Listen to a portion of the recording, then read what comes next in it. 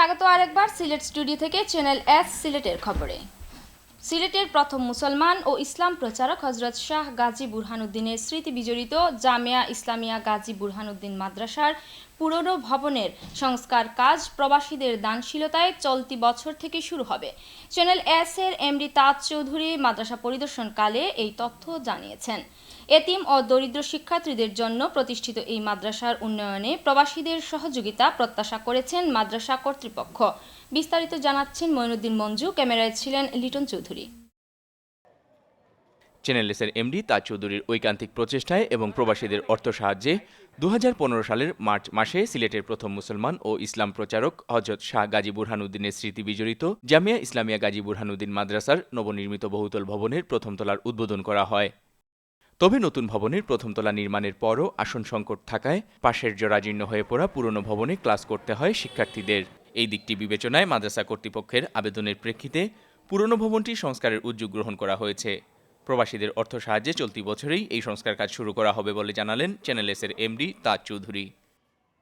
এখন আমি যে উদ্যোগ নিয়েছিলাম যে আমরা ফ্রেন্ডবন্ধুর লোকে যে আমরা পুরাতন যে বিল্ডিংটা আছে পুরাতন বিল্ডিংটারে স্ট্রাকচারালি স্ট্রং করা এবং রিডেকোরেট করিয়া জিনিসটা রেডি করে দেওয়া এবং আরফতলা উপরে বানানো যেখানে হুজুর হলে বই এখানে মাঝে রেস্ট নিতে পারবা দিনও দেন ফোটার ফাঁকে ফাঁকে অথবা রিসার্চ করতে পারবা। তো অষ্ট হইল আর কি। তো আলহামদুলিল্লাহ অলরেডি কমিটমেন্ট করতে আপনার করছেন আমার ফ্রেন্ড বন্ধুতে ইনক্লুডিং আমি কিছু পয়সা অলরেডি উঠছে। তো আমরা অত সত্তর ইনশাল্লাহ কাজ শুরু করলাম। চলতি সপ্তাহে সিলেট সফরকালে মাদ্রাসা পরিদর্শনের সময় তাজ চৌধুরী প্রবাসীদের প্রতি কৃতজ্ঞতা জানিয়ে বললেন, প্রবাসীরা উদারভাবে দান করার ফলেই মাদ্রাসার নতুন ভবন হয়েছে। এই সহযোগিতা অব্যাহত থাকলে পুরনো ভবনের সংস্কার কাজও সুন্দরভাবেই শেষ হবে।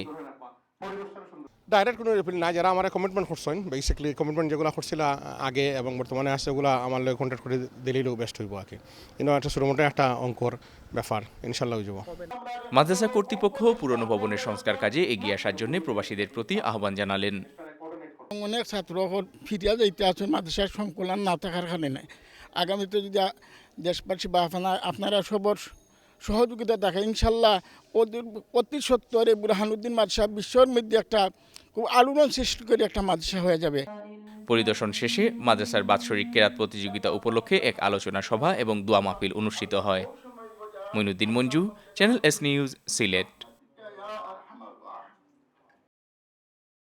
স্থানীয় সরকার বিভাগের ইউনিয়ন পরিষদ নির্বাচন আগামী মার্চ মাসে শুরু হওয়ার কথা থাকলেও এর আগেই সিলেট বিভাগের সর্বত্র চলছে আগাম নির্বাচনী প্রচারণা। আসন্ন ইউনিয়ন পরিষদ নির্বাচনে প্রার্থী হতে প্রবাসী অধ্যুষিত বিশ্বনাথের প্রবাসীরা দেশে ফেরা শুরু করেছেন। চালিয়ে যাচ্ছেন নিজেদের ভিন্নধর্মী প্রচারণা। নির্বাচনী ব্যানার ফেস্টুন টানানো হয়েছে উপজেলা সদর সহ 8টি ইউনিয়নের গ্রামগঞ্জের সর্বত্র।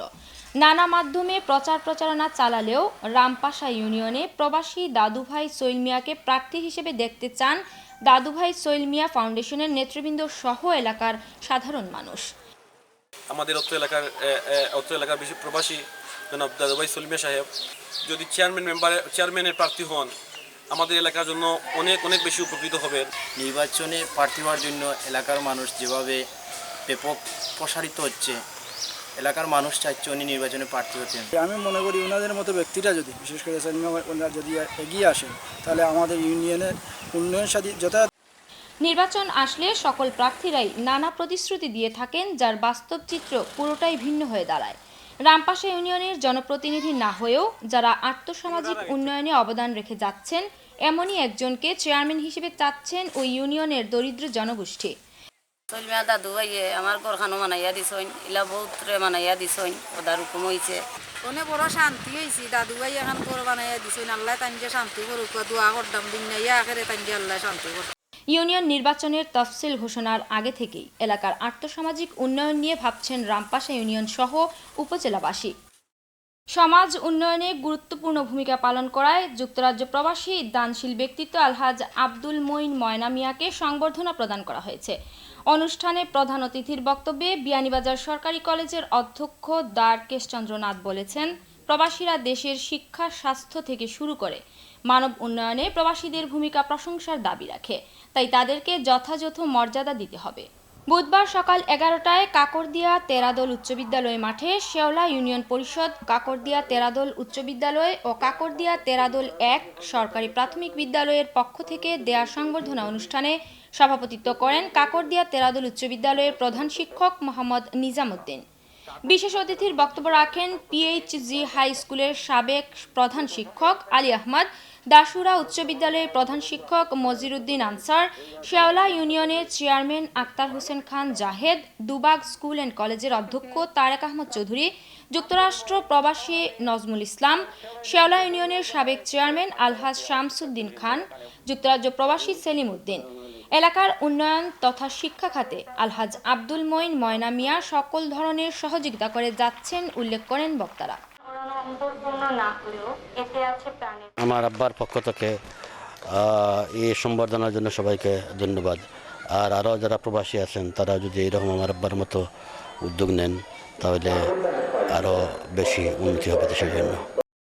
বিশ্বনাথের অলঙ্কারী ইউনিয়নের টুকেরকান্দি জামে মসজিদের পুনর্নির্মাণ কাজ শেষ হয়েছে। প্রবাসীদের অর্থায়নে নির্মিত এই মসজিদটি উদ্বোধন করা হয় বুধবার। এলাকার প্রবীণ মুরব্বী ও স্থানীয় ওয়ার্ড মেম্বার মোহাম্মদ হিরণ মিয়ার সভাপতিত্বে ও মসজিদের মোতাওয়াল্লি হাজী মোহাম্মদ আকরাম আলীর পরিচালনায় উদ্বোধনী অনুষ্ঠানে বক্তব্য রাখেন হজ এজেন্সির অ্যাসোসিয়েশন অব বাংলাদেশ হাব এর কেন্দ্রীয় যুগ্ম মহাসচিব ও সিলেট বিভাগীয় মহাসচিব, সমাজসেবী ও শিক্ষানুরাগী MA হক, সাবেক মেম্বার হাজী মোহাম্মদ আব্দুল মান্নান, যুক্তরাজ্য প্রবাসী হাজী মোহাম্মদ আব্দুল হামিদ, হাজী মোহাম্মদ আব্দুল মুতলিব, মোহাম্মদ খুরশেদ আলী, হাজী মোহাম্মদ অলিউর রহমান, হাজী মোহাম্মদ হাবিবুর রহমান, কন্ট্রাক্টর মোহাম্মদ আব্দুল মান্নান সহ আরও অনেকে।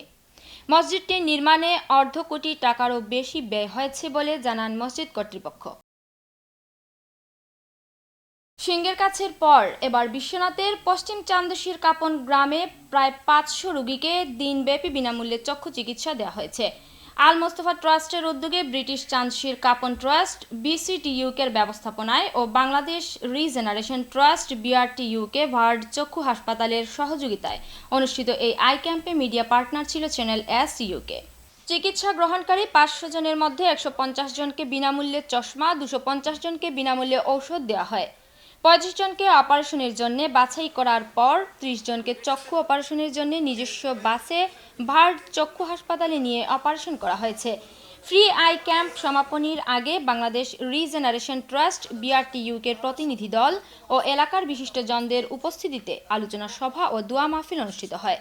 সভায় বক্তব্য রাখেন BRTUকের চেয়ারম্যান আব্দুল মুমিন এহিয়া ওরফে আলকাস মিয়া, তাজপুর ওয়ার্ড চক্ষু হাসপাতালের ফিল্ড ম্যানেজার সজল তালুকদার, জামে মসজিদের মোতাওয়াল্লি সাইফ আহমদ শায়েক ও ইমাম মাওলানা হাবিবুর রহমান। এ সময় BRTUকের head of marketing Alam Sheikh, fund raising officer Nazir Ali, BCTUকে ট্রাস্টি বোর্ডের সদস্য হুমায়ুন খান মনসুর, চান্দশীর কাপন গ্রামের মুরব্বী ফারুক মিয়া সহ এলাকার বিশিষ্টজনেরা উপস্থিত ছিলেন। সেবা যত্ন করা লাগিয়া, অপারেশন করা লাগিয়া, এগুলো আমরা খুশি। আমরা এলাকাবাসীর জন্য যেগুলো আপনারা করছেন আমরা কৃতজ্ঞ। আমরা ব্রিটিশ চান্দশী কাপন ট্রাস্টের পক্ষ থেকে সবাইরে, বিশেষ করে ইংল্যান্ড বাসিন্দা যারা আছেন সবাইরে ধন্যবাদ জানাইলাম যে এই উদ্যোগটা নেওয়ায় আমরা বিশ্বনাথ থানার বিভিন্ন এলাকার মানুষকে আমরা সাহায্য সহযোগিতা করতাম পারছি, বিশেষ করে এই চক্ষু শিবিরের মাধ্যমে। এর সঙ্গে শেষ করছি সিলেট স্টুডিও থেকে চ্যানেল S সিলেটের খবর। সিলেট বিভাগের প্রত্যন্ত অঞ্চলের খবর জানতে চোখ রাখুন চ্যানেল S এর পর্দায়। এতক্ষণ সঙ্গে থাকার জন্য ধন্যবাদ। আল্লাহ হাফিজ।